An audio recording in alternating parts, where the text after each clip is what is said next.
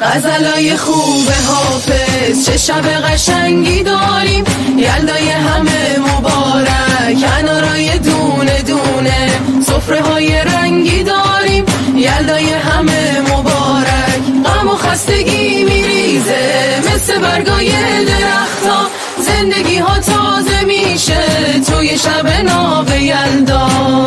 یه فال قشنگی میاد واسه دلامون، هوامون و داره تو هر لحظه خدامون، همیشه شنیده مثل همدم صدامون، آره عشق خدامون. به دوره یه سفره همه با هم نشستن، دلاشون و محکم به هم پیوسته بستن، تا همیشه با هم هستن، همیشه با هم هستن.